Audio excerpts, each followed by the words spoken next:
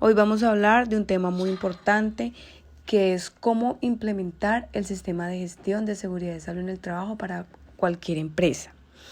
Mi nombre es Erika Maritza Ramírez, soy administradora financiera de profesión con especialidad en gerencia de seguridad y salud en el trabajo. ¿Qué es el sistema de gestión de seguridad y salud en el trabajo? Es un proceso lógico y por etapas, cuyo objetivo es reducir las posibilidades de accidentalidad o enfermedad laboral de los empleados en su lugar de trabajo.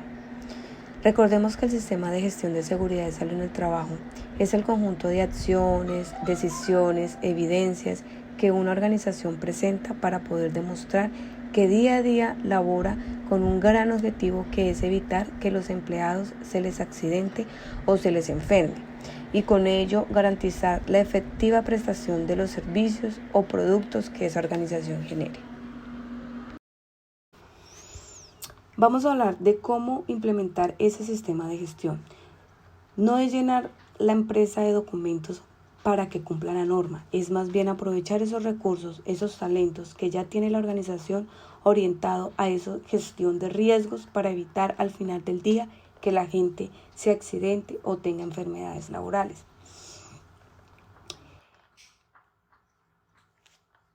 Arranquemos con el primer paso, que es básicamente el reconocimiento del contexto. Cuando tengo una organización para asesorar, lo primero que debo analizar es cuál es esta estructura normativa que le aplica a la empresa. No es lo mismo ser una empresa del sector construcción, al sector de servicios, o de salud o de educación. Tampoco es lo mismo tener 9 empleados a tener 100, 200 empleados. Tampoco si tengo una sede a distintas sedes de trabajo.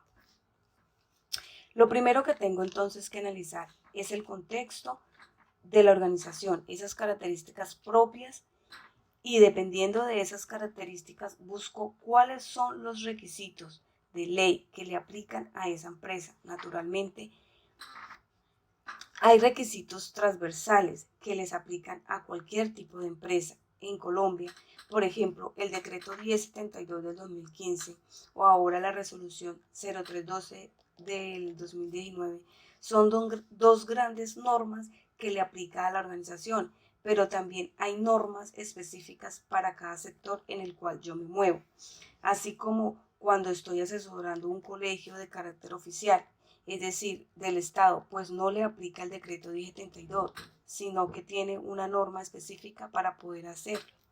O así estoy haciendo, si estoy asesorando a una empresa minera, pues hay un reglamento técnico para minas, ya sea de cielo abierto o de profundos, que tendríamos que tener en cuenta en esa implementación del sistema de gestión. Cuando yo le estoy haciendo ese análisis de cuáles son esos requisitos normativos, también debo hacer un listado de cuáles son las partes interesadas de mi empresa. Yo puedo tener clientes, proveedores, contratistas, empleados, dueños o accionistas de la organización.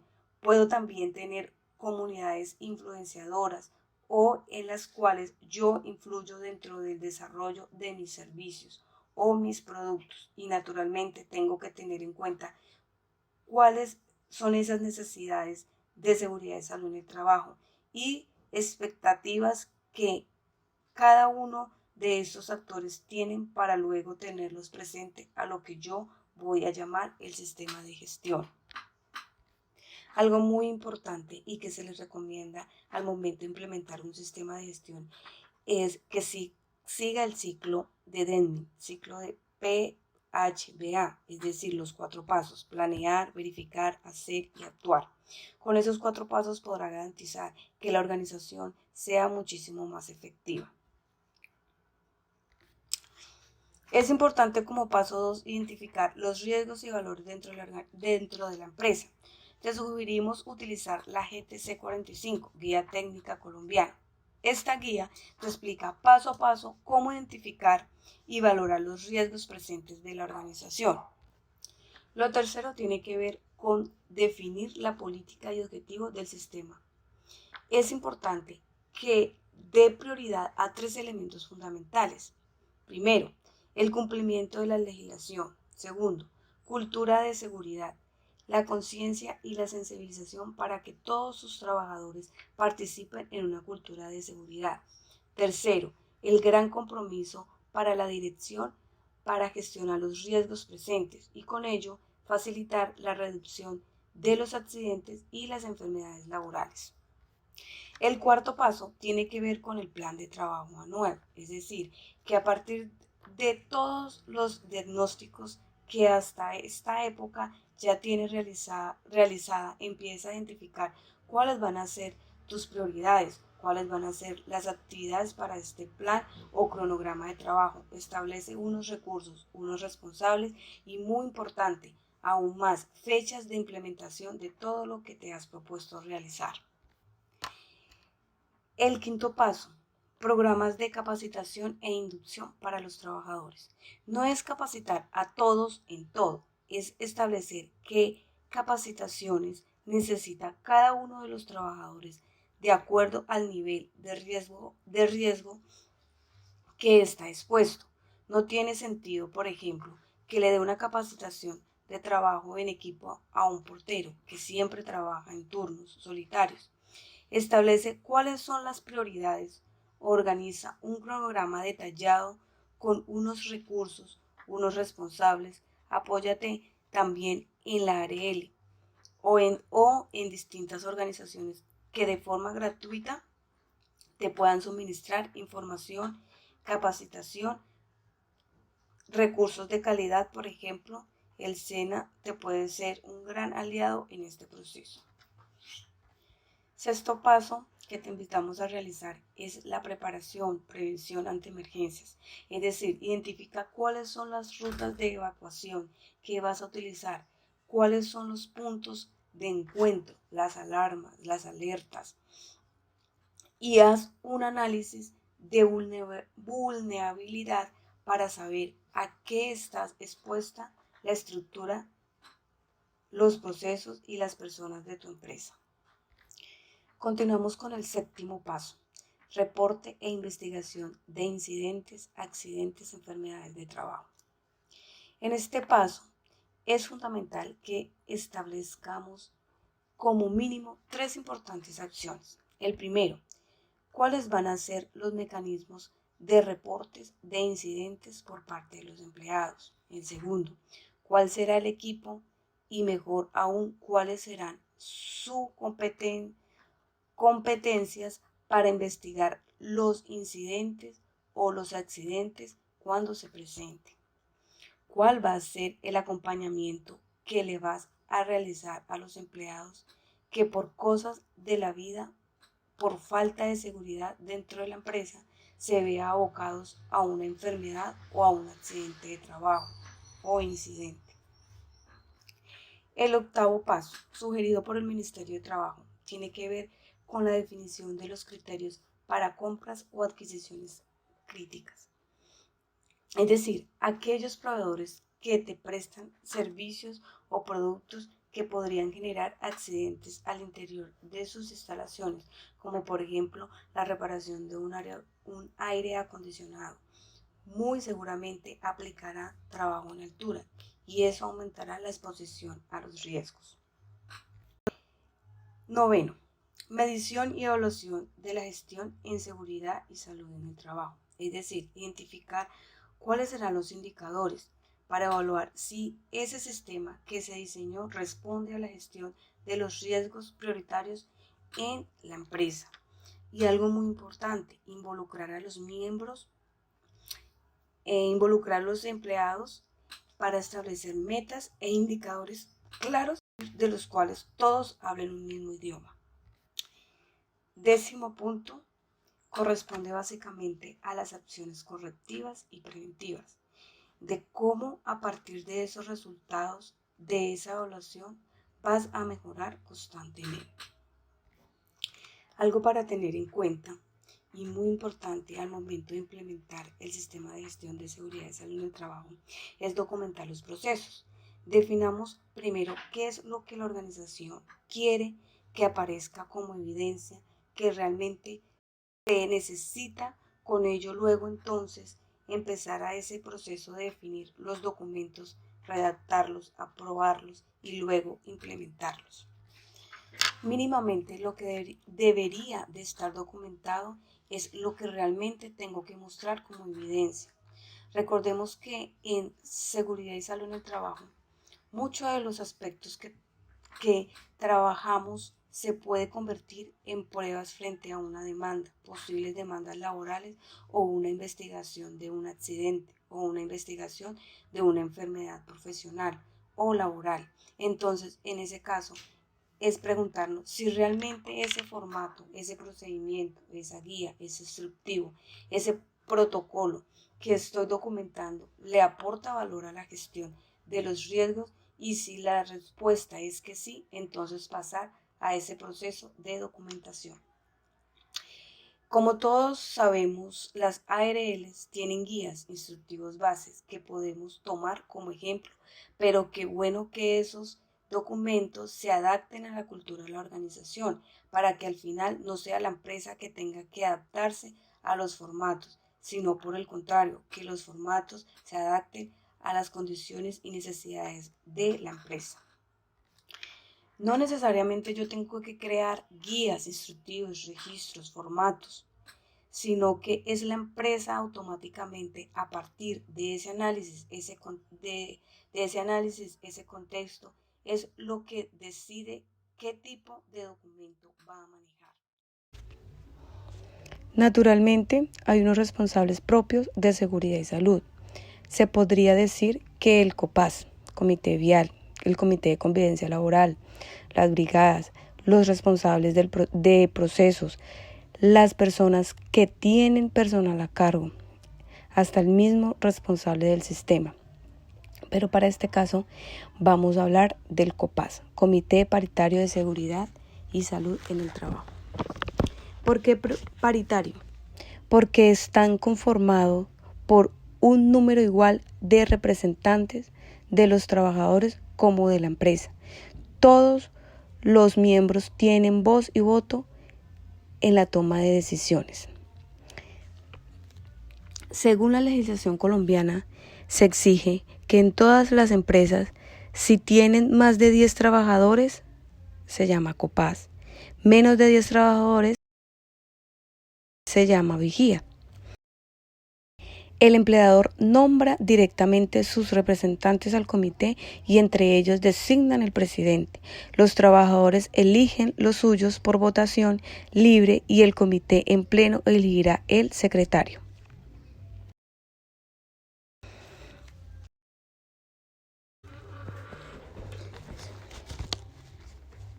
Adicionalmente se contempla, entre otros, la política debe ser comunicada. Se les debe mantener informados sobre el desarrollo del sistema de gestión de seguridad y salud en el trabajo. Participan en la revisión del programa de capacitación, en la planeación de las auditorías internas. En la investigación de accidentes de trabajo, sus recomendaciones se tendrán en cuenta. Recordar que la participación de los miembros del comité es fundamental, pues el éxito de la implementación de buenas prácticas laborales en materia de la seguridad y salud en el trabajo también dependen de su participación y sus aportes. Todo lo que tiene que ver con la conformación e integración del Comité Paritario de Seguridad y Salud en el Trabajo, COPAS, está regulado por una resolución 2020 de 6 de febrero de 2020. El empleador nombra directamente sus representantes al comité y entre ellos designan el presidente. Los trabajadores eligen los suyos por votación libre y el comité en pleno elegirá el secretario. Con la conformación e integración del Comité Paritario de Seguridad y Salud en el Trabajo, COPAS está regulado por una resolución 20. Adicionalmente se contempla, entre otros, la política debe ser comunicada. Se les debe mantener informados sobre el desarrollo del sistema de gestión de seguridad y salud en el trabajo. Participan en la revisión del programa de capacitación, en la planeación de las auditorías internas. En la investigación de accidentes de trabajo, sus recomendaciones se tendrán en cuenta. Recordar que la participación de los miembros del comité es fundamental, pues el éxito de la implementación de buenas prácticas laborales en materia de la seguridad y salud en el trabajo también dependen de su participación y sus aportes. Todo lo que tiene que ver con la conformación e integración del Comité Paritario de Seguridad y Salud en el Trabajo, COPAS, está regulado por una resolución 2013 de 1986, que desde esa época se reguló como Comité Paritario de Salud Ocupacional y que a través del tiempo su nombre fue cambiando como actualmente se llama COPAS, Comité Paritario de Seguridad y Salud en el Trabajo. Su objetivo principal es ser un organismo de promoción y vigilancia de normas y reglamentos de seguridad y salud en el trabajo. Sin embargo, este es un organismo que hace parte de los sistemas de gestión en seguridad y salud en el trabajo de una empresa, pero debe ser mirada como un organismo de apoyo al cumplimiento de normas y reglamento de la empresa. ¿Quién nombra los representantes de los empleadores? El empleador nombra directamente, tiene la potestad de nombrarlo directamente sin realizar una votación. Lo puede hacer democráticamente. ¿Quién nombra los representantes de los trabajadores? Elegidos directamente por los trabajadores a través de votación. Los eligen los trabajadores a través de unas urnas de votación, es decir, que los trabajadores tienen la potestad de elegir a sus representantes. ¿Qué se hace en las empresas? El empleador lo tiene claro que él asigna sus representantes. Los trabajadores deben entre ellos reunirse y sacar un listado de candidatos. Ejemplo, pueden escoger de 3 a 5 candidatos, hacen la lista, pueden hacer que sobre esos candidatos hacen la votación y obviamente que los que saquen el mayor puntaje, esos serían los representantes del Comité Paritario de Seguridad y Salud en el Trabajo. Si son 2 los representantes en una lista de 5, pues obviamente los 2 primeros que tengan mayor puntaje serían los representantes de los trabajadores. ¿Quién nombra al presidente y al secretario del comité? El presidente lo asignará el empleador. El COPAS en pleno elegirá al secretario de los que conforman el comité. Cada uno de ellos, presidente y secretario, tiene diferentes funciones. El presidente lo designa el empleador y el Comité Paritario de Seguridad y Salud en el Trabajo en pleno elegirá el secretario. Vigencia y funcionamiento del COPAS. Los miembros del COPAS serán elegidos por 2 años y a los 2 años se renueva. El empleador proporcionará cuando menos 4 horas semanales, al menos se reunirá una vez al mes. ¿Qué deben hacer los representantes una vez nombrados? Levantar el acta de constitución. Siempre debe de haber un acta, debe contener las firmas de las personas que conforman dicho comité. Es un documento legal que está objeto de una revisión, bien sea de auditoría, revisión por el Ministerio de Trabajo, etcétera, entre otros.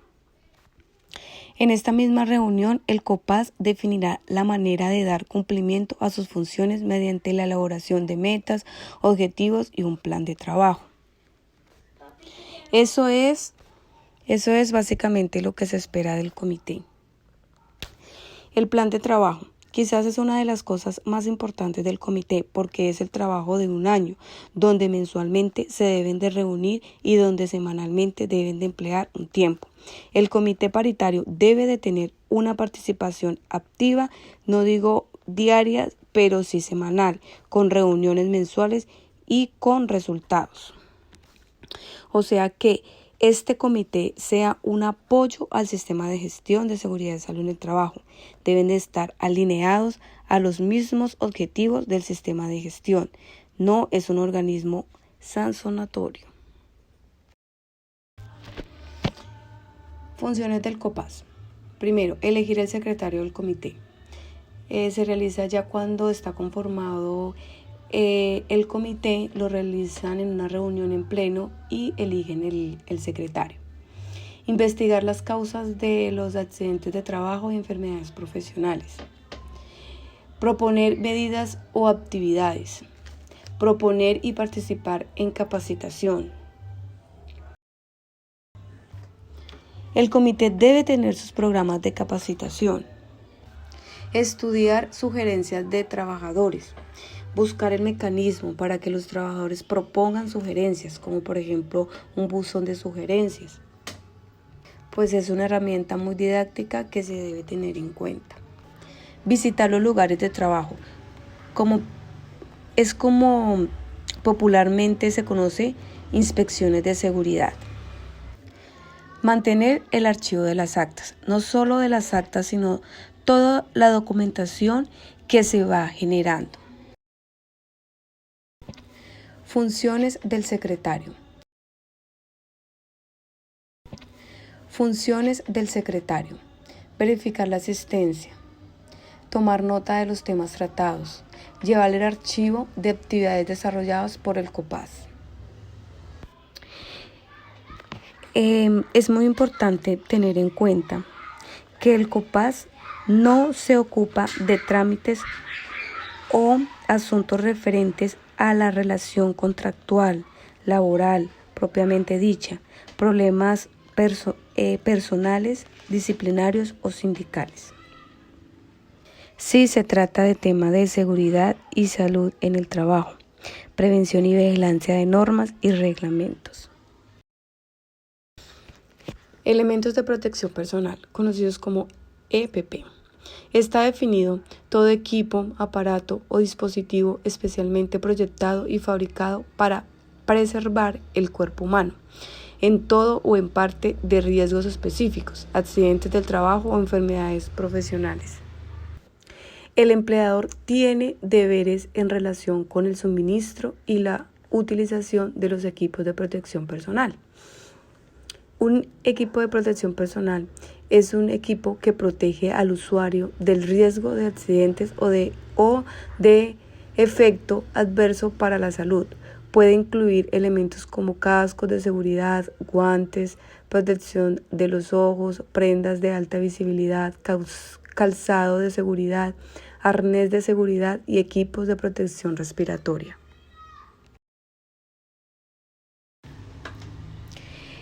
Para el marco legal, todos los requerimientos para el uso y la implementación de elementos de protección personal en los lugares de trabajo para un ambiente saludable se encuentra contemplado en la Ley 9 de enero 24 de 1979. Esto es importante tenerlo en cuenta, la parte normativa que hace referencia al uso de los elementos de protección personal. Es importante tener en cuenta los factores de riesgo presentes en el lugar de trabajo, que puedan generar accidentes de trabajo y enfermedades de origen profesional o laboral, identificados en la matriz de identificación de riesgos y valoración de peligros. Minimizar al máximo y evitar accidentes y enfermedades de origen laboral. Ventajas de utilizar los elementos de protección personal. Proporcionar una barrera entre un determinado riesgo y la persona. Mejorar el resguardo de la integridad física del trabajador. Disminuir la gravedad de las consecuencias de un posible accidente sufrido por el trabajador. Vamos a hablar de los elementos de protección personal, los elementos básicos que debe tener un trabajador.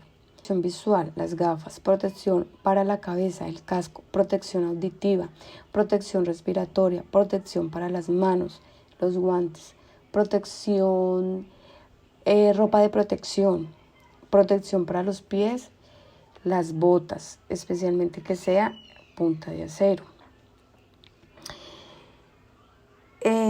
Tenemos que concientizar a los trabajadores del uso adecuado de los elementos de protección personal, porque todos esos elementos nos ayudarán a evitar al máximo y minimizar los accidentes de trabajo en esta zona.